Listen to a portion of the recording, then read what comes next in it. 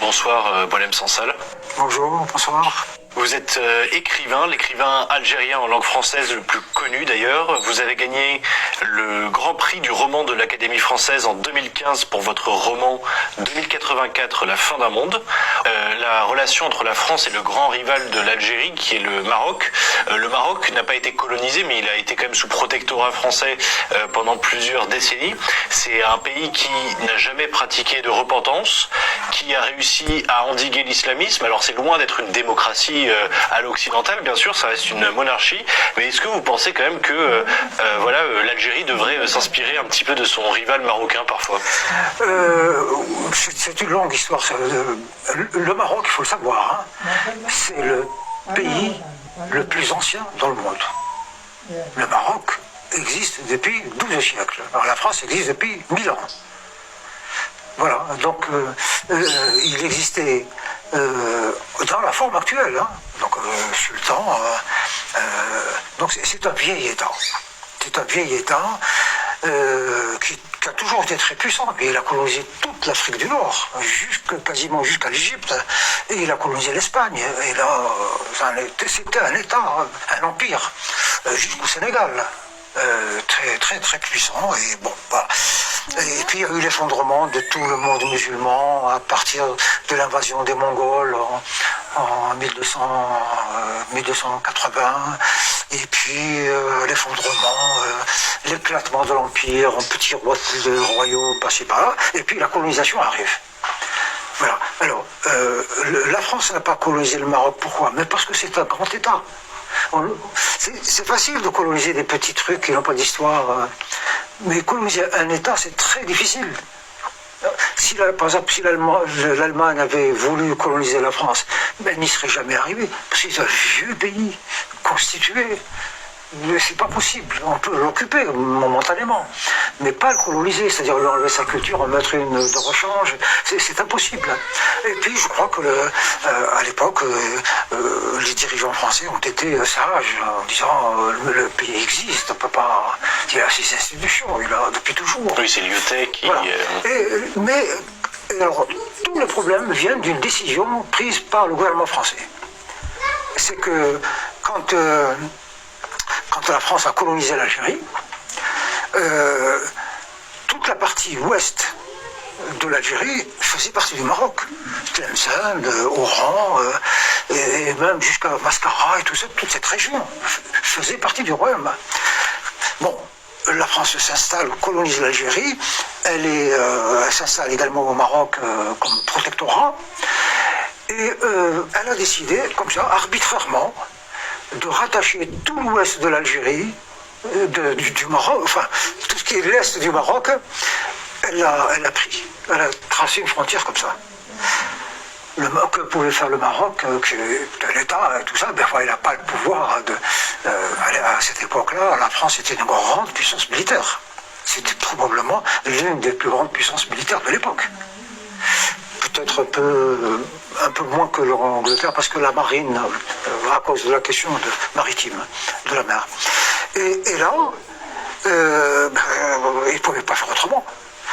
Lorsque les Algériens, en 1954 et même un peu avant, commençaient à militer pour l'indépendance et tout ça, quand la guerre de libération a démarré, donc en novembre 1954, les activistes algériens ont pris contact avec le roi du Maroc pour les héberger, les aider diplomatiquement, financièrement, et puis leur permettre de créer des bases militaires où on s'entraîne.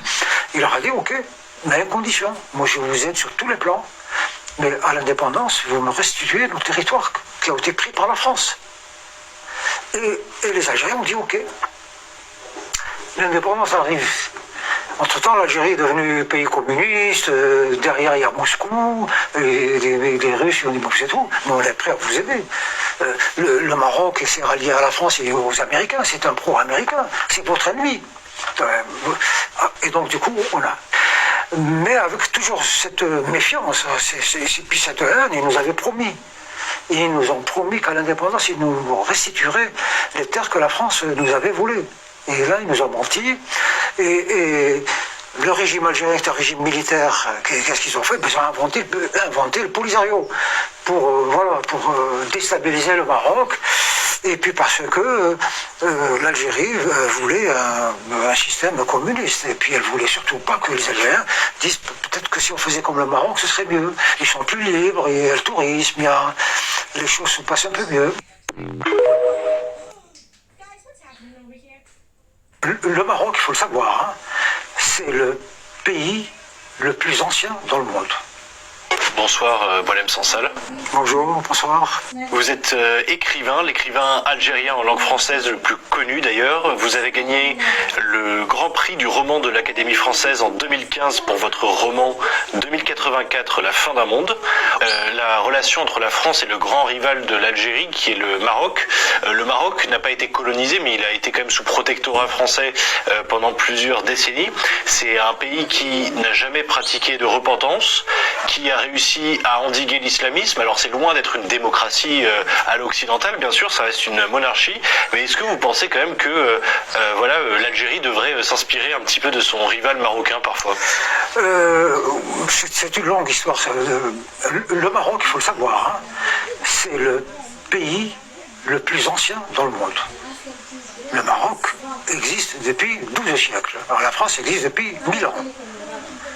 Voilà, donc il existait dans la forme actuelle, hein, donc sultan, donc c'est un vieil État.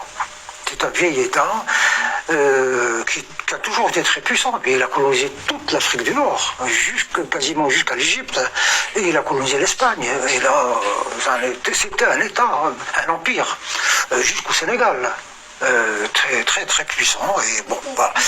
Et puis il y a eu l'effondrement de tout le monde musulman à partir de l'invasion des Mongols en 1280, et puis l'effondrement, l'éclatement de l'empire en petits royaumes, et puis la colonisation arrive.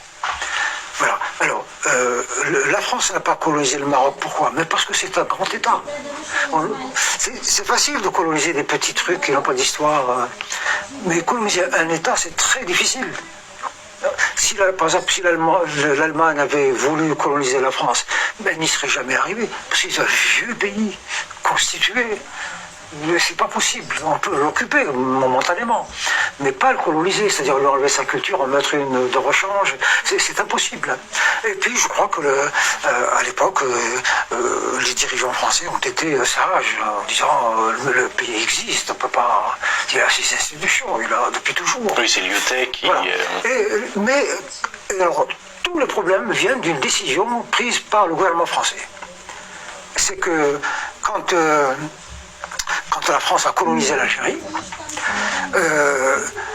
toute la partie ouest de l'Algérie faisait partie du Maroc. Tlemcen, Oran, et même jusqu'à Mascara et tout ça, toute cette région faisait partie du royaume. Bon, la France s'installe, colonise l'Algérie, elle s'installe également au Maroc comme protectorat, et elle a décidé, comme ça, arbitrairement, de rattacher tout l'ouest de l'Algérie, du Maroc, enfin tout ce qui est l'est du Maroc, elle a tracé une frontière comme ça. Que pouvait faire le Maroc, de l'État et tout ça, ben, enfin, il n'a pas le pouvoir à cette époque-là, la France était une grande puissance militaire. C'était probablement l'une des plus grandes puissances militaires de l'époque. Peut-être un peu moins que l'Angleterre, parce que la marine, à cause de la question maritime, de la mer. Et là, ils ne pouvaient pas faire autrement.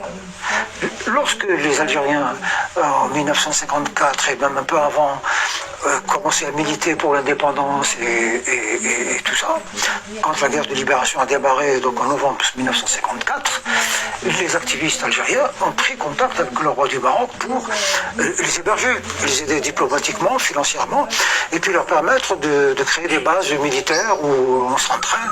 Il leur a dit, ok, mais à une condition, moi je vous aide sur tous les plans, mais à l'indépendance, vous me restituez nos territoires qui ont été pris par la France. Et les Algériens ont dit ok. L'indépendance arrive Entre-temps, l'Algérie est devenue pays communiste, derrière il y a Moscou, et les Russes, on dit bon, c'est tout, nous on est prêts à vous aider. Le Maroc s'est rallié à la France et aux Américains, c'est un pro-américain, c'est votre ennemi. Et donc du coup, voilà. Mais avec toujours cette méfiance, et puis cette haine, ils nous avaient promis. Ils nous ont promis qu'à l'indépendance, ils nous restitueraient les terres que la France nous بالعكس باباك غادي يفرح اللي وقف وقمت حاجة كبيره صغيره 28 سنتيم 24 سنتيم 20 سنتيم تيجيو سيراميك تقالين بزاف بزاف الصغيره فيها تقريبا 750 غرام وقيله بحال هكا مهم فنين هذه هي تركيا بطبيعه الحال من موقع بوكس تيصلحوا لكلشي يصلحوا للشحار يصلحوا للصغير ضروري بغريق نكهه هادو واعيين بزاف تيبقاو حاليا الثمن التخفيضي هو 422 درهم ثلاثه ديالهم والثمن ديالهم كيجي مناسب الا جيتي تشري كل وحده مع بوحديتها راه غادي يصبحوا غاليين الصراحه. انا كانت عندي غير وحده المتوسطه قدرت فيها 24 سنتيم كانت خديتها غير بوحديتها بشي تقريبا 250 درهم اولا 240 درهم شي حاجه بحال هكا من الكترو بلانيت وصراحه صبرات ليا وبقات يعني جديده حتى لاخر لحظه غير داتها ماما العمره معايا ثقيله مع الشواط راكو عارفين وتقولوا وزن ما جابتهاش خلاتها تما. ايوا المهم صراحه هذيك زوينه فكرتني هادو الكاليتي ديالهم فكروني بها لان صراحه الكاليتي ديالهم زوينه تقالين بزاف وصبارين غير الواحد يحاول عليهم من شي حاجه ناضيه ولا شي حاجه ديال الحديد تحرك بالمعلقه هادو غير بالسيليكون ولا بالمعلقه ديال الخشب يبقاو لك ديما والتنظيف يكون هكا غير تنظيف يعني غير اصلا ما كيسقوش نهائيا عرفتي لا اومليت ولا اي حاجه ما كيسقوش واخا يعني ما ديريش فيهم ولا قطره زيت ما كيلصقوش زوينين بزاف. المهم البنات اللي بغاتهم النمره ديال الواتساب خليتها لكم في الشاشه في اول تعليق مثبت كاين الرابط ديال الواتساب ديالهم تواصلوا معهم غير بميساج ولا اوديو وملي غادي يوصلوا الميساج ديالكم راه غادي يجاوبوكم في الحال ما كيخدموش الويكاند وما كيخدموش مور 8 ديال العشيه باش الا خليتو لهم هكا ميساج يعني ما جاوبوكمش شحال عارفهم يعني راه غد ليه غيجاوبوكم ولا غير غيوصلوا الميساج ديالكم غادي يجاوبكم. هذا مثلا البنات حيت كيدخل على بزاف الناس يقولوا لنا مثلا مع ديك 8 ونص صيفطنا الواتوكس سميتو ميساج وما جاوبوناش يعني قلت ليه الصباح مع 8 ديال الصباح غادي يجاوبوكم ديك الواتساب ديال الخدمه يعني كيكون عنده واحد التوقيت فوقاش يخدم بحال شي اداره صافي راكم عارفين. المهم غنجاوبكم اخت غزال الله يعمرها دار اي حاجه بغيتيها تسولوا عليها راه كتجاوب مسكينه وظريفه وكتعطي الوقت وتوصل كما قلت لكم جميع المدن في المغرب معظم المدن ب 20 درهم فقط اللي اختار شي حاجه بصحتها وراحتها وهذا ما كان البنات. المهم راه غادي نعاود نشاركهم معكم كفايه غادي ندير نشحر هكا رساله ولا زيبينا اختي وندير واحد الاومليت وغادي نقاد فيها هكا عشيوه وغنشاركهم معكم الخدمه ديالها كيفاش دايره. شكون هذا؟ العباس صافي هاك خلي بزنة دغيا خليه تستيل واش نستيل البنيت هذا أبي قلبو باش يتعاود خاطر شي زاويه الدخله ديال الدار كتهز بزاف صراحه واخا كتبان بزاف ولكن بعدا